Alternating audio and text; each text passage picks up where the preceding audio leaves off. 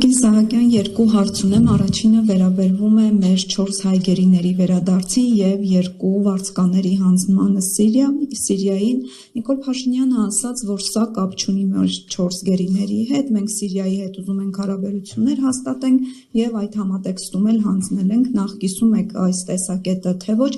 Հայաստանը որ միջազգային պայմանագրով է ստանձնել պարտավորություն, օրինակ, որ վարձկաներին հանձնի Սիրիային։ Եվ հիմա, երբ այստեղ չկան այլևս վարձկաներ կամ ադրբեջանցի որևէ գերի, մեր գերիներին Բաքվում պահվող վերադարձը դուք ինչպես եք պատկերացնում, ինչ մեխանիզմներով պետք է լինի եւ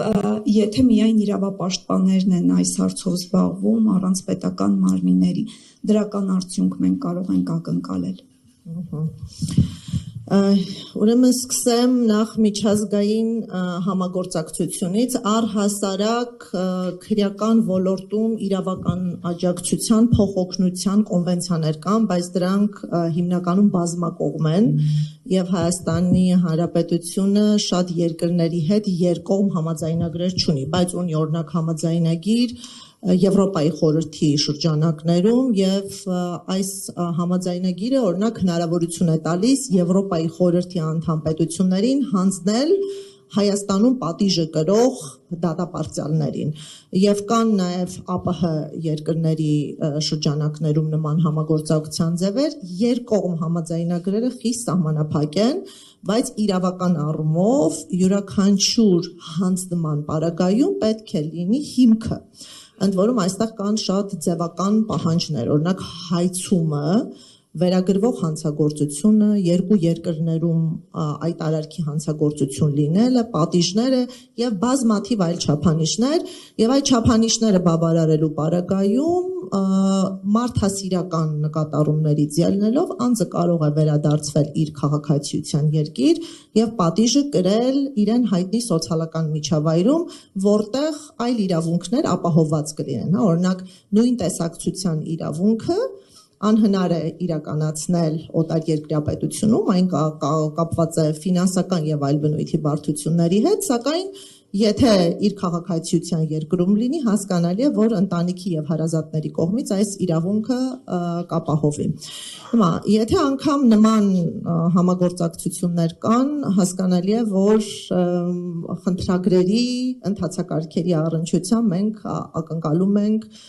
թափանցիկություն եւ պետք է այդ առումով ճշտել թե արդյոք Հայաստանի եւ Սիրիայի միջև գոյություն ունի համաձայնագիր, որտեղ ինձ հայտնի ԱՊՀ եւ Եվրոպայի խորհրդի շրջանակներում գործող համաձայնագրերը կիրառելի չեն Սիրիայի նկատմամբ։ Եվ այո, հարաբերությունների բարելավման ձև կարող են լինել հանցագործների վերադարձը, բայց միշտ գնահատվում է նաեւ հանցագործության բնույթը, վարձկանությունը դա սովորական հանցագործություն չէ, դա ունի առանձնակի բարձր հանրային վտանգավորություն եւ հենց վարձկանությունը արգելող վարձկանների դեմ պայքարի միջազգային համագործակցությունը ուժեղացնող ռեժիմներ են նախատեսված եւ նաեւ վարձկանությունը ինստիտուտի ինչու է մեր դիտանկյունից կարեւոր, որ դա հաճախ օգտագործվում է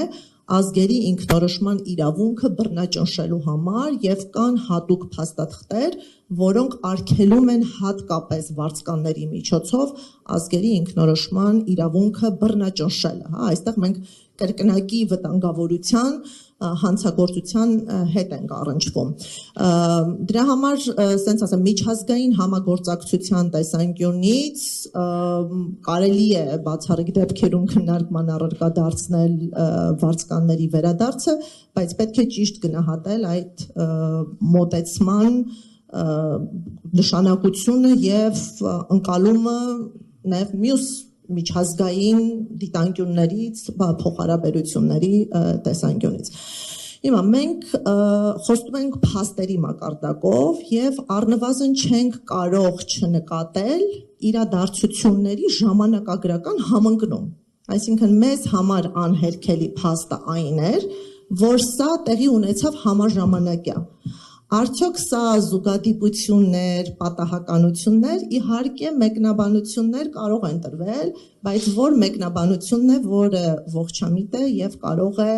ընկալելի լինել հասարակության աչքերում։ Հիմա մեր դիտանկյունը հստակ է, որ ցանկացած պարագայում վերադարձը խիստ կարևոր է եւ մեզ համար ողջունելի է յուրաքանչյուր հայի վերադարձ։ Այստեղ երկրորդ կարծիք չի կարող լինել եւ հատկապես կարեւոր էր այս փուլում, քանի որ ինչպես գիտեք, վերջին վերադարձը մենք ունեցել էինք 2023 թվականին։ Այսինքն 2023 թվականի դեկտեմբերի 32 հայերի վերադարձից հետո այս հարցում կար սառույցի էֆեկտ, որևէ նոր անձ չէր վերադարձվում եւ թեև մենք 2025 թվականին նաև ունեցանք խաղաղության նախաստորագրված տեքստ եւ ակնկալվող ավելի բարի դրացիական հարաբերություններ, սակայն մեծաթիվ հայ գերիներ չհայրենադարձվեցին։ Եվ նշանակությունը մեծ է, որ հույս է առաջացնում, որ այս ազատ արձակումը կարող է շարունակական լինել 2 տարի շուրջ դադարից հետո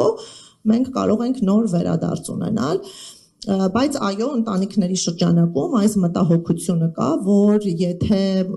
4 հայեր են ընդամենը վերադարձվել, Հայաստանի ինչ այլ լծակներ ունի, որպեսզի համոզի Ադրբեջանի իշխանություններին հայրենադարձնել այնտեղ գտնվող մյուս հայերին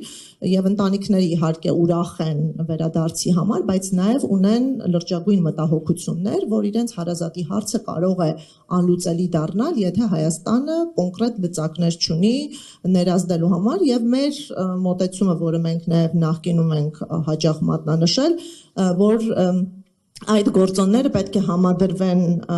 այլ քաղաքական իրողությունների հետ լավագույն լուծումը ստանալու նպատակով ես կարող եմ զուգահեռ անցկացնել հենց 23 թվականի հայրենադարձման հետ Հայաստանը ուներ 2 հանցագործներ, որոնք հանցավոր արարքներ էին կատարել Սյունիքում, այսինքն ներխուժել էին, նաև լայվ էին մտել, հաղորդագրություններ էին տարածել եւ սպանել էին ՀՀ քաղաքացու, նրանց նկատմամբ ցմահ ազատազրկումը ընտրվել էր որպես պատիժ եւ օրինակ այս ժամանակահատվածում կային ընտանիքներ, որոնք ասում էին պետք է օր առաջ 2-ին տալ 2-ի դիմաց Եվ նրանք քննադատաբար էին մոտենում իշխանություններին, որ օր առաջ այդ գործարքը չէր հասունանում, բայց մենք օրինակ աշխատանք էինք տանում ընտանիքների շրջանակում, նշելով, որ